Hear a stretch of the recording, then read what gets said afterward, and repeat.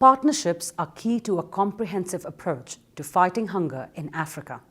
To elaborate on that, the Ikea Foundation, along with SNV, joined the conversation and shed light on agro-financing for the most vulnerable on the continent. To go into a positive dialogue with the public sector also to see how do we create the real enabling conditions for a food system to become long-term sustainable as it should be and feed the people of Africa in the end. Yes, to make Africa self-sufficient. Could you, what he spoke about, the contribution, the agency of the farmer, the small-scale farmer, the larger industrialized farming, can you tell us about their opinion on these matters? He says policy is not something that you can just change with the strike of a pen, indeed. But at the same time, we do see a lot of the challenges come from these archaic methods that are still in part of national policy. So if you could tell us about how do farmers think about it, since you work so closely? We do. It's not for me to come here and to, much better for me and for my organisation, the organisation that I represent, SNV, to empower and enable those farmers to speak for themselves. And I know with Ikea Foundation support, there has been some enabling of that indeed at this very important forum. I think to answer your question, it's so important that we are clear on our respective roles, yeah? At SNV, we can help to take the learnings, the knowledge, the information, and indeed the ideas, wishes, and aspirations of those farmers and translate those through into discussions such as this, into connections with leading global foundations, into having greater access to market actors, to other development agencies, and of course, importantly for that scaling element, to governments themselves. It doesn't necessarily mean that has to be government at a central level. Sometimes it is a subnational or sub-subnational level. So our job in many ways is to be that catalyst and that enabler for those voices to come through, but also to be clear on what is our role and what isn't our role. As I say, we're a enabler and a facilitator. Oftentimes it's not for us to directly intervene, yeah? So there's a big empowerment element there. And then to the other part of your question, if I may, it's again optimization. It's so important that we optimize the time cycles that we're working within. And by that I mean governments, elected or otherwise, are working within political cycles, and your policy frameworks often come within those. Your businesses operate within your shareholder return cycles and all your pressures around that.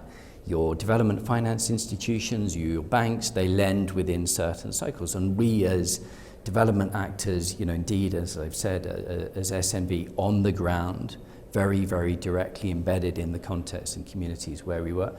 We deliver projects often very time-bound, unfortunately still at times too boxed in and too linear in their approaches from input, activity and output. And our job and our huge hope is to convene all those different actors, which is indeed very complex, to ensure that we are working more directly towards those longer term outcomes, which require all of us to step out of our boxes and get much clearer on the time horizons, and to align around those time horizons, inclusive of, first and foremost, those whose lives we're ultimately touching, and that's those smallholder farmers that you were referring to. Let's go back to the point of the development banks and the way they are giving out the monies here, and how it is being accessed by the smallest landholding farmer.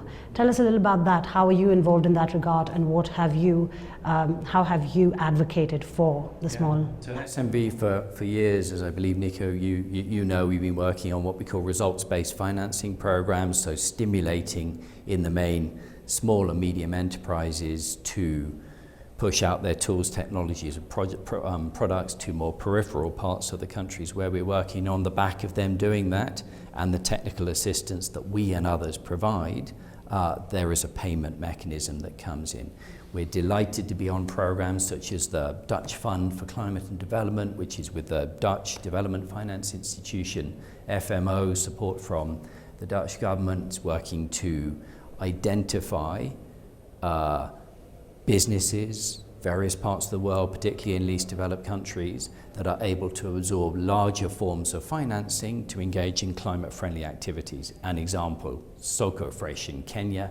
50% of horticultural produce in Kenya doesn't make it to market because you can't keep it fresh. Soko Fresh has come up with a really neat, innovative way of preserving that freshness. Another one in Vietnam, shrimp, mangrove, shrimp farming in mangroves. We all know how important mangroves are to the climate, right?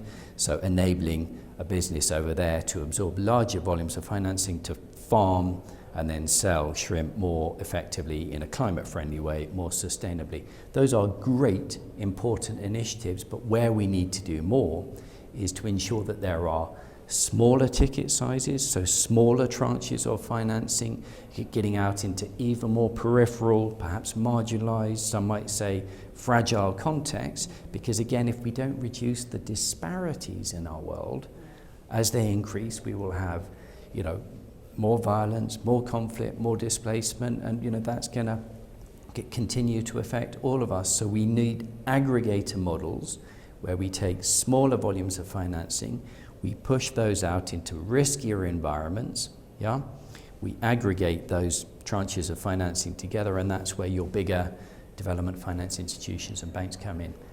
Desperately important that we figure out more innovative ways to enable that. You are right about the disparity and everything else here, but unfortunately in several developing regions of the world, the disparity has only gotten worse, especially over the last 3 years since the pandemic. I'm going to take the last question to you, Nico. You're here at AGRF. Tell us about how are you looking at the deal rooms here? How are you looking at new collaborations? What are the kinds of funds that you're looking to allocate, commit to being here? We decided 3 years ago to become a serious partner in the AGRF because we believe in their convening power and also in their innovative power to indeed find a matchmaking between youth, entrepreneurs, development partners, the banks are here, the governments are here, and to create a common dialogue space indeed, to really jointly go on a pathway of discovery, to find out what needs to be done. And platforms like this are hugely important for that, and not only at this level, which is an international level, but I would love to see them being replicated even down to national levels, so that the connection between learning on the ground and learning internationally becomes much more lively and interactive, because I see a void there, and that's really something that I would love to advocate for as well, also towards forums like this, is to see it's not just learning here, but learning on the ground and at the middle levels, so that interaction between farmers, scientists, and others really gets to life, so that we can jointly address the whole challenges of what's ahead of us and be ready for 2030 or 2040 in a world without poverty and a sustainable food system.